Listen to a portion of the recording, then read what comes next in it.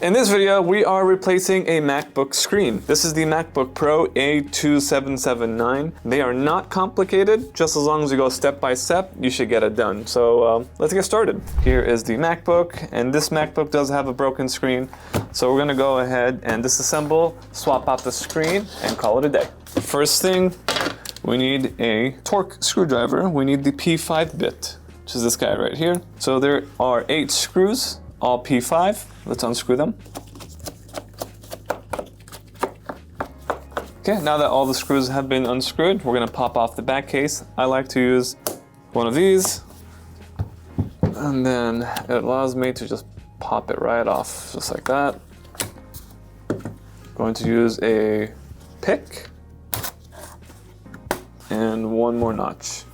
4. Okay, now that all of them have been popped off, let's remove this. Always, the very first thing that you want to do is unplug this battery. To gain access to this battery, we'd have to peel off this cable. And let's start off with those 2 screws. And these are T4 bits. We'll remove this cover. Now that we removed this, we're just going to pop this up. Be careful with it. And that is the connector right here.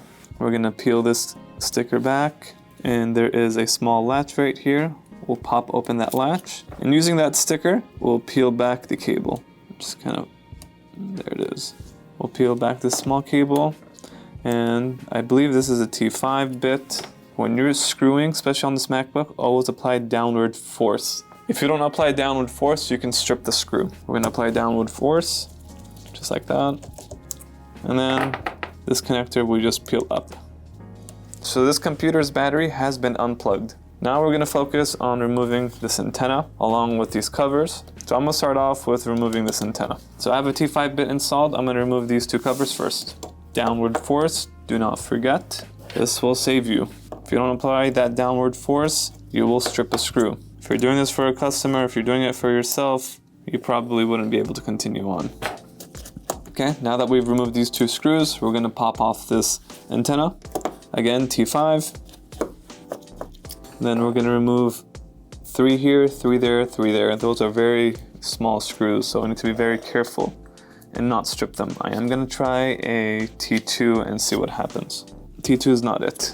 It's probably a P2. Okay, these are P2 screws. So this is a P2 bit, downward force. Be very careful with these screws. And then the last 3 on the left side. Okay, now that we've removed all these screws, these 2 screws on top, I do want to remove these bigger ones right here. There's a T5 bit right here. Let's test. Yep, T5 it is. And then we're going to remove the ones underneath. I almost stripped that one. See how careful you have to be? Okay, remove that.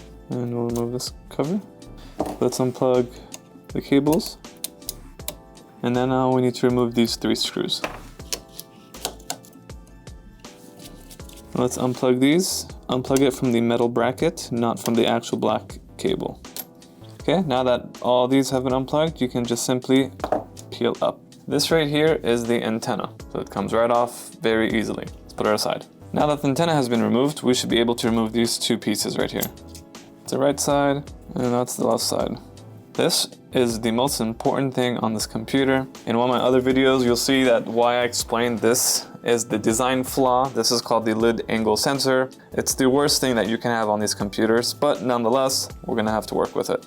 So we're gonna unplug this.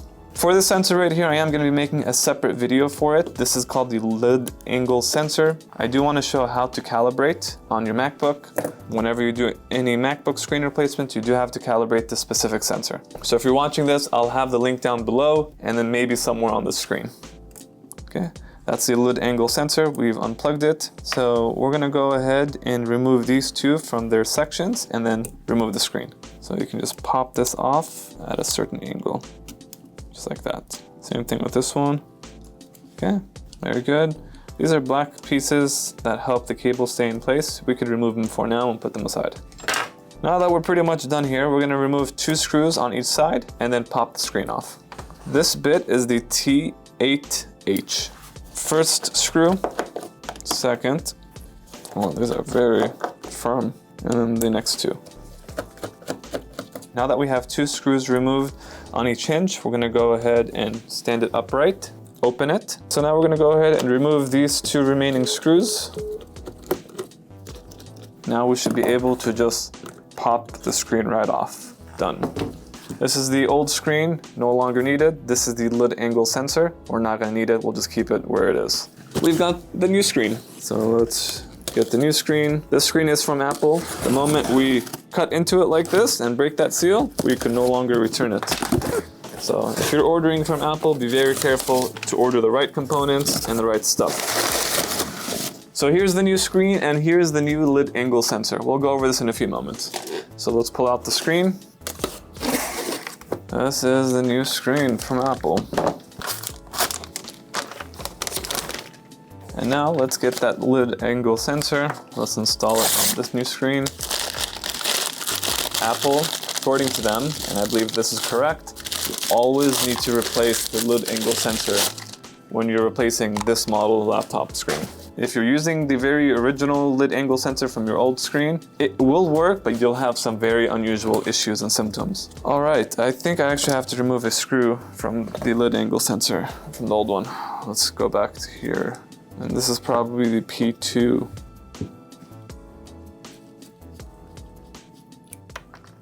It fell on the floor. That's the very worst thing anything could ever happen. Well, I found it. Oof, I got lucky. Okay, we'll put this old sensor away. We'll bring back the new computer, or the new screen. Let's install the sensor. If you've watched my other videos, you know it's an ongoing battle with this screw. Even if I magnetize my bit, my screwdriver, same issue. Okay, there it is. Okay, that didn't take too long. So now that we've installed the new lid angle sensor, it's time to push these hinges as high as they can go. And let's bring back the computer right here. Pop this off. We'll make sure those cables are out. Okay, now keep an eye out on the hinges. So they should theoretically fit. There it is. So we'll stand it upright, just like how we had before. And that's when we screw in the last 2 screws that we removed initially. Now we can finish up the screws at the sides. Okay, now that we have these screwed in, we're gonna go ahead and apply those black pieces that we removed earlier back in place. It should sit in flush just like this with the frame. And then the second one, the same thing. Oh, let's just plug in this sensor first. Everything about the lid angle sensor, even clicking it in, is just a nuisance. We'll go back and reverse our steps. Make sure they're in position and they're aligned with the holes for the screws. And as far as these cables go, if you noticed right here, they're kind of out. They need to be pushed in and tucked in. So watch how I do it. You want to tuck them in. Once they're tucked in, it kind of falls in place like that. Be gentle with the cables and they just fit in just like that. And you'll have to do the same thing with this side of the cable as well. So now that we have all this in place, I'm gonna start working on these cables. We're gonna push these cables inwards so they can fit in properly. So we'll push it in. Okay. Okay, these are pushed in, as you can tell. They're now sticking up on their own. And you kind of want to still push it back as you try to clip it in. Don't use too much pressure because you can damage the motherboard permanently here. Okay, that one's in. Perfect. Now that we have these guys in, I'm going to install the antenna. These 3 connectors are very delicate. Okay, we have the antenna installed now. Now we're going to install the connectors for the antenna.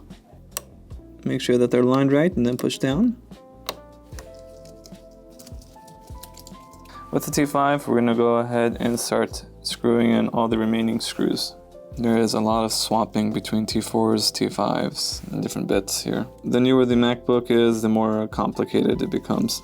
Let's not forget these screws on the antenna. We're going to do the 2 major ones first, on the far right and on the far left.